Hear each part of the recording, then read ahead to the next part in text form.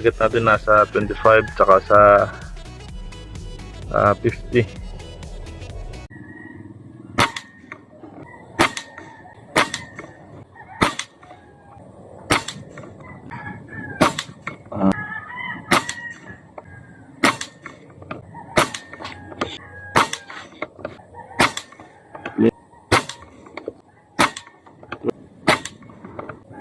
Wait, 15.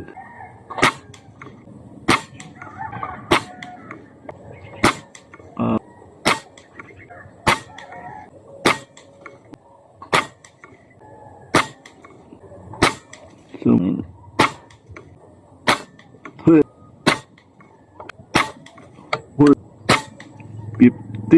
15 shots. So yun, good afternoon. Testing natin yung unit niya sa Raylan. Yan. Tactical na standard. Yung scope sa akin yan, yung bipod. Yung unit niya may silencer lang, tapos at rounded na aluminum tank, tapos yung tactical. May chronograph na rin dyan. Yung target natin nasa 25 tsaka sa 50. Mag-barrel indexing muna tayo bago tayo mag-test ng 25 tsaka sa 50. Yun, so barrel indexing ko muna to, tapos pag na-set na lahat, i-test natin sa 25 tsaka sa 50. Yun, bye. Yun, nasa saktong ano na, yung nasa saktong setting na siya. Ang laman niya nasa ano na lang to, 27 siguro. Yung chronograph nakabaliktad na, kasi nakabaliktad na yung inikot-ikot kasi yung barrel. Yan, yan yung barrel. Kanina yung mark na dot na yan, nandito yan sa taas. Nag-testing ako dito, sa kabila, saka dito, saka dito.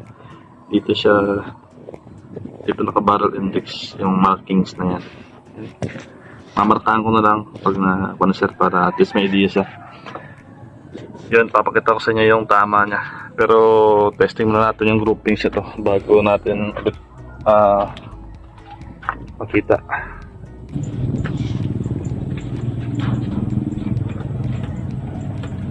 Yun, ang unit na to, tactical ni Sir Raylan. Upgrade na siya ng 22 inches na barrel na DBB. Tapos yung standard lang na kulay, yung silver. Naka-hard anodized din to, tactical.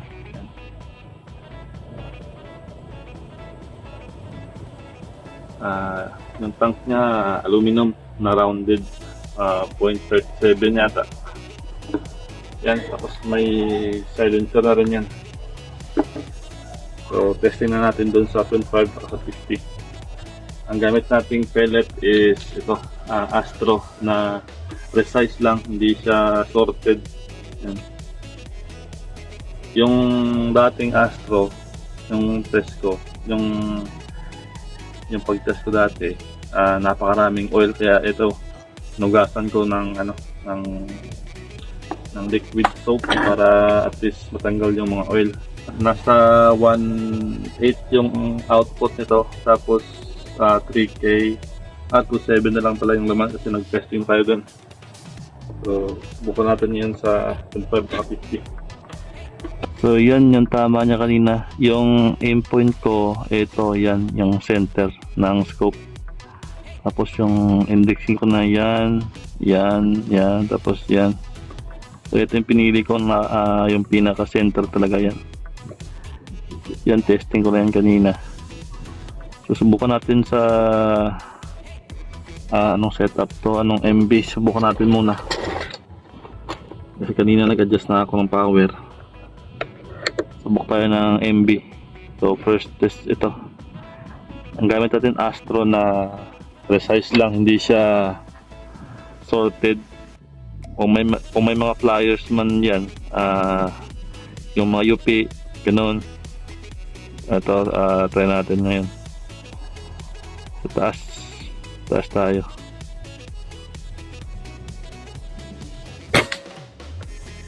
Yan, sa ilalim ng tama niya.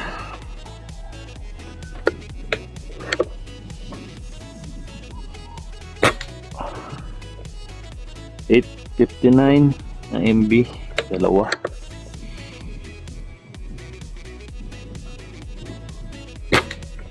Tatlo. 848.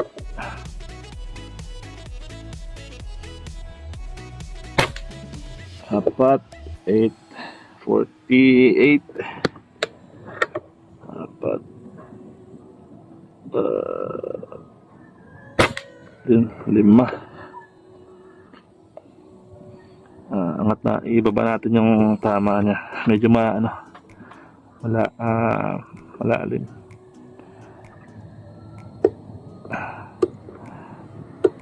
3, 4, 5, 6, 7. Center na. Sarap na tong Discovery gamitin. Talagang napaka sarap ng torrent niya. Yan. 850 yung MB. Yan. 848.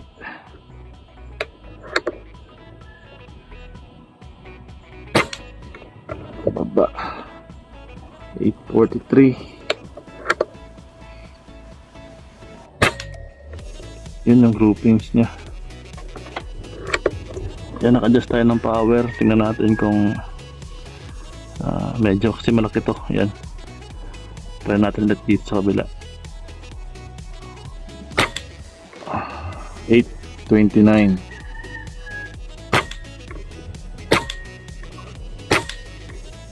Apat. Uy, lalim. Akyat natin yung power. Naka-adjust ako ulit. Tingnan natin kung saan yung mga, kasi yung tama niya hindi siya maganda.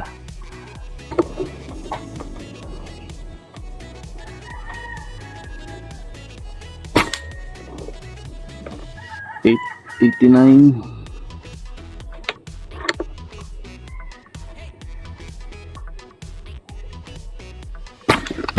Oh shit. Nahulog. Bakit nahulog? Yan. Nahulog yung camera. 889. Yan. Taas. 888.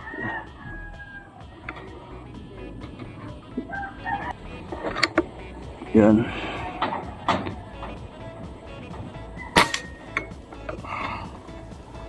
$890.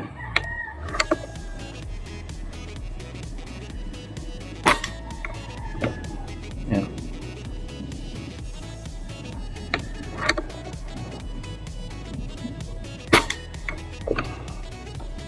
Yan. Mukhang yun ang gusto niya na MB. Try natin ulit dito.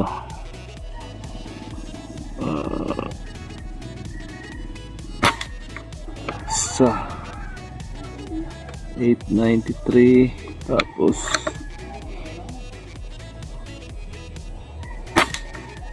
dalawa 890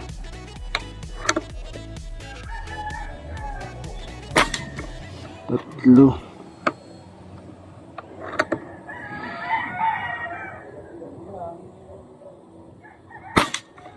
apat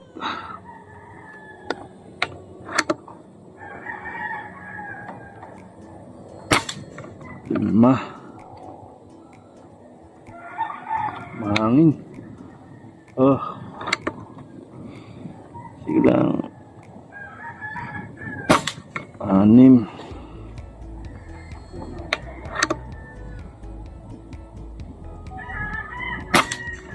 8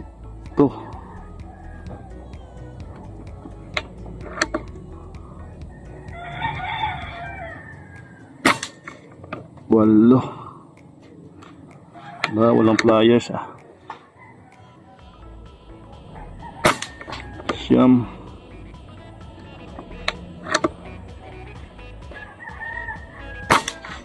10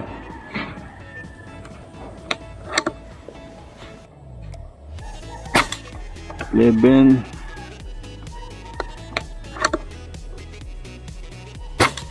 12 Wala pliers. 13.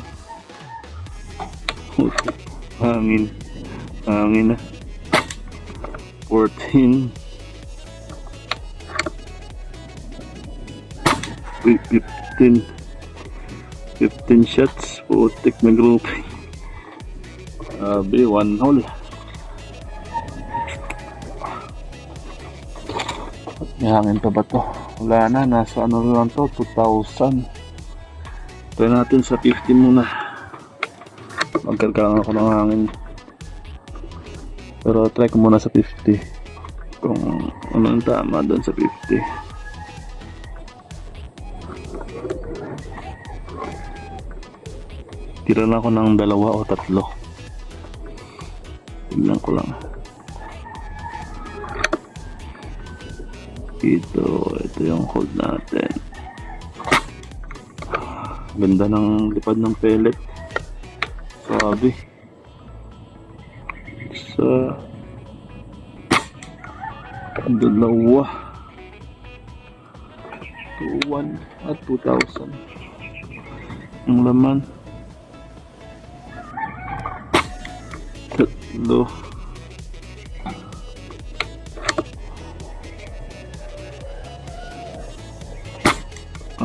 5.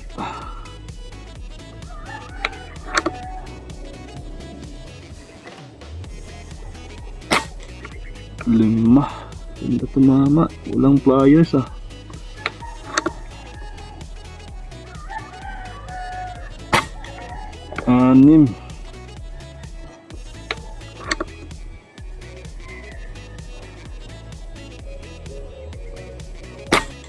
Uy, 7. Pinabig na hangin pero okay lang. 8. 9.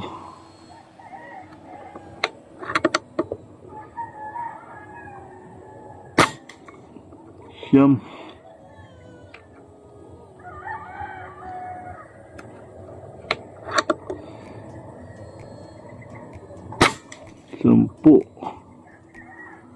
Ganda ng grouping. Sino ang laman nito?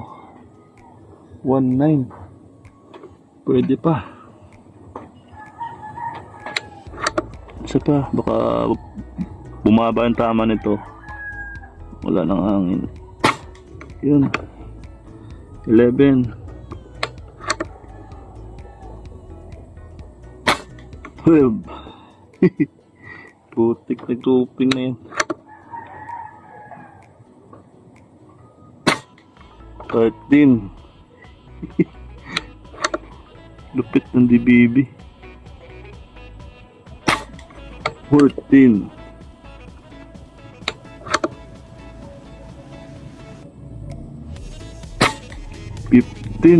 15 shots. Wala nang hangin to. Nasa regulated pressure na lang to. Yan yung 50. Ito yung adjust natin yung parallax 25. Yan yung 25. Ganda ng tama sa 25 yan 15 shots. Ayun sa 50 adjust natin. Yan 15 shots din. May na separate sa ilalim na dalawang plier or pero kahit na maganda na rin yung tama niyan pagka ganyan. Pero may dalawa lang sa ilalim. Buksan natin to. Tanggalin natin. Yung output niya nasa ano na lang to. Ng 19. Yung tangke niya, laman ng tangke nasa 18 o 19. Yung output niya ganun pa rin nasa saan to? Yan. 1.8 din. Yan, lapit ng tama. Ganda ng tama. Kunin natin doon tapos tingnan natin gusto ko makita.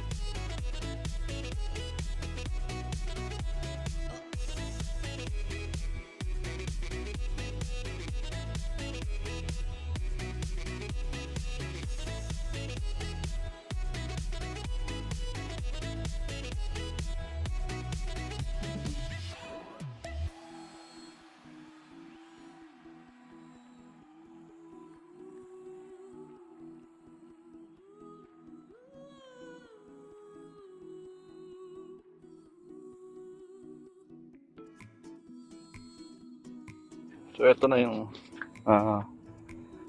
testing natin kanina. Yan.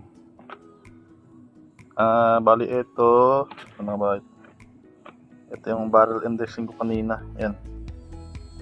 Yung tama niya. Yan. Yan. Yan.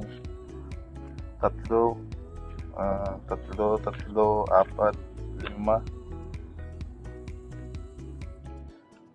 So, nung nakita ko na yung tamang alignment ng barrel sa scope ko, kasi nakasenter naman yung scope ko, yung alignment niya.